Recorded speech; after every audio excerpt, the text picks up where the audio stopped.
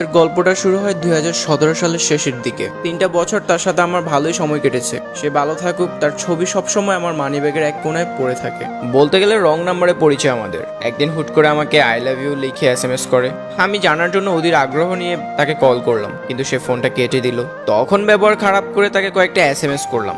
আমার SMS গুলো scene করে সে তার ফোন নাম্বারটা অফ করে দিল। তখন আমার SSC পরীক্ষার শেষের দিকে, আমি 2019-এর ব্যাচে ছিলাম। 7-8 মাস পর হঠাৎ একদিন আমি তাকে ফোন করি। ফোনটা রিসিভ করে আমাদের কথা হতে থাকে। আস্তে আস্তে পরিচিত হতে লাগলাম। আমরা সেম ক্লাসেই পড়তাম।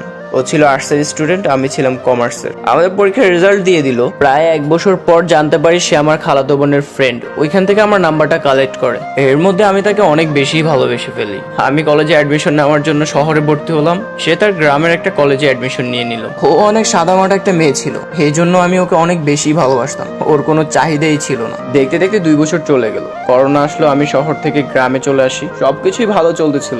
আমরা চুরি করে রাতে দেখা করতাম, কিন্তু আমাদের দেখা করানোর পিছনে কোনো খারাপ ইন্টেনশন ছিল না। আমাদের রিলেশনে 3 বছর আমরা খুব কমই দেখা করি। ও যখন কলেজে উঠলো তখন অনেক জায়গা থেকে বিয়ের প্রপোজাল আসতো। আমার বেকারত্ব নিয়ে টেনশনে আমার ঘুম হতো না। তার সাথে আমার কথা বলা আস্তে আস্তে কমে গেল। আমাদের HSC পরীক্ষা চলে আসলো। এর মধ্যে জানতে পারি একটা ছেলে তাকে পছন্দ করে গেছে। পরীক্ষার পরে তাদের বিয়ের কথাবার্তা হবে। আমি এটা জানার পর তার বাবার সাথে কথা বলতে চাইলাম। তার বাবা বিদেশ থাকার কারণে তার বাবার সাথে কথা বলা হয়নি। তার এক চাচাতো ভাই ছিল যার সাথে আমি কথা বলি। আমাদের বিষয়ে কথা বলতে নিলে তার চাচাতো ভাই অনেক অজুহাত দেখায়। আমি বেকার, আমরা সমবয়সী। একটা পর্যায়ে আমি বললাম আমি তাকে বিয়ে করে আমি বিদেশ চলে যাব। ওর ফ্যামিলির এগেইনস্টে গিয়ে ও অনেক চেষ্টা করছে। আমাদের রিলেশনের জন্য তার পরিবারের কাছে সে খারাপ পর্যন্ত হয়েছে। প্রতিটা মুহূর্তে সে আমাকে ফোন দিয়ে কাঁদতো আর বলতো আগের মতো কেউ বাসার মধ্যে তার সাথে কথা বলে না। আমি আমার ফ্যামিলি রাজি করাইলেও সে তার ফ্যামিলি রাজি করাইতে পারেনি।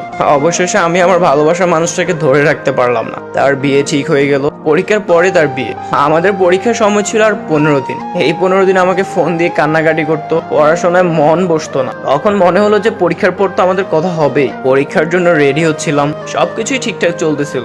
ওর কথা ওর ভাবিকে জিজ্ঞাসা করলে ওর ভাবি আমাকে বলে ওর 2 তারিখে বিয়ে হয়ে গেছে। আমার পরীক্ষা খারাপ হবে বলে আমাকে জানাতে না বারণ করছিল। পুরোটা রাত আমি ঘুমাইতে পারিনি। আমার কান্না, চোখের পানিতে সবকিছু ভিজে যাচ্ছিল। তখন আর সইতে না পেরে হাতের কাছে যা মেডিসিন পাইছিলাম ঘুমের সব খেয়ে নিয়েছিলাম। একটা জিনিস ভেবে খুব খারাপ লাগে, আমরা দুজনের ইচ্ছাতে আলাদা হলেও আমাদের রিলেশনটা কিন্তু খুব সুন্দর ছিল। ওর বিয়ে হয়ে যাওয়ার পর থেকে আমাদের আর কথা হলো না। আমার আসলে বাজে কোনো নেশা ছিল না। নিজেকে কন্ট্রোল করার জন্য ঘুমের ওষুধ ডে বাই ডে খেতেই থাকি। এর মধ্যে আমার ফ্রেন্ডরা আমার এমন অবস্থা দেখে আমাকে অনেক রকমের সান্ত্বনা দিতে থাকে। ইভেন এটাও বলে যে আমি যাতে সেকেন্ডারি একটা রিলেশনশিপে ইনভলভ হই। তখন কিছু না ভেবে একটা মেয়েকে প্রপোজ করে বসি। আমার প্রপোজালটা পেয়ে সেও রাজি হয়ে গেল। তবে আমি আগে থেকে জানতাম যে যার সাথে আমি রিলেশনে ইনভলভ হয়েছি তার আরো 3-4টা বয়ফ্রেন্ড আছে। তখন মাথার মধ্যে এমন চিন্তা আসলো, যাকে ভালোবেসেও পেলাম না, এখন আর কারোর সাথে রিলেশন করলে সত্যিকারের ভালোবাসবো না। আর ঠিক যখন আমি নিউ রিলেশনশিপে ইনভলভ হয়ে যাই, যখন আমি ওর সাথে দেখা করতে যেতাম তখন রুম ছাড়া দেখা করতাম না। 3-4 বার দেখা করার পর এক পর্যায়ে তার সাথে আমি জোর করে রুম ডেট করি। এইভাবে যখন আবার দেখা করতে চাইতাম তখন সে আসতে চাইতো না। আমি তাকে ব্ল্যাকমেল করতে শুরু করি। আমাদের রুম ডেটে কিছু পিকচার ছিল যেগুলোর ভয় দেখিয়ে আমি তার সাথে দেখা করতাম। আর যখনই দেখা করতাম ঠিক তখনই রুম ডেট হতো। আমি নতুন রিলেশনে ইনভলভ হয়েও আমি আমার পার্টনারকে ভুলে যেতে পারিনি। এর ভিতরে অপির সাথে আমার দেখা হয়। আমি আসলে নাম বলতে চাইনি, কিন্তু আমার অনেক প্রিয় একটা নাম ছিল। অপি আমার সাথে দেখা করে আমাকে জড়িয়ে ধরে কাঁদতে কাঁদতে বলতেছে তার নিউ লাইফ নিয়ে সে সুখে নেই। এভাবে আমাদের কিছুদিন কথা হলো। তখন রমজান মাস ছিল। ঈদের পরের দিন আমাদের দেখা করার কথা ছিল আমাদের বাসায়। এর মধ্যে তার হাজবেন্ড সবকিছু জেনে যায়। এরপর থেকে অপির সাথে আমার আর কথা হলো না। এর ভিতরে আমি যার সাথে রুম ডেট করতাম সে বাসা থেকে রাগ করে ঢাকায় চলে যাচ্ছিল।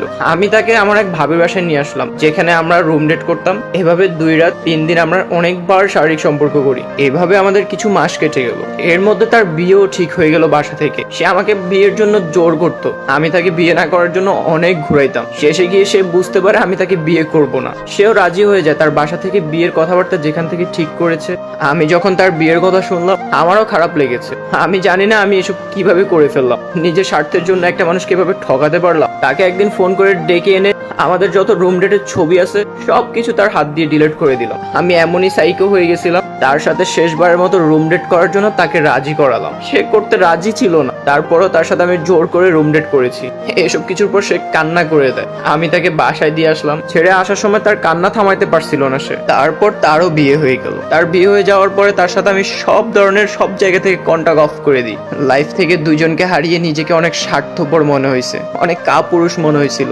এর ভিতরে আমার মালয়েশিয়ার ভিসা হয়ে যায়। অফিস যখন বিয়ে হয়ে গেছিল ঠিক তখন আমি ডিসিশন নিয়ে আমি বিদেশ চলে যাব। 23শে ডিসেম্বর 2022 রাতে আমার ফ্লাইট হয়ে যায়। বিদেশে এসে জানতে পারি অফির একটা বাচ্চা হয়েছে। ফ্লাইটের দিন ওই মানুষটাকে দেখার অনেক ইচ্ছা ছিল, কিন্তু তাকে দেখতে পারিনি। লাইফে সব থেকে বেশি আশা করতাম তার থেকে।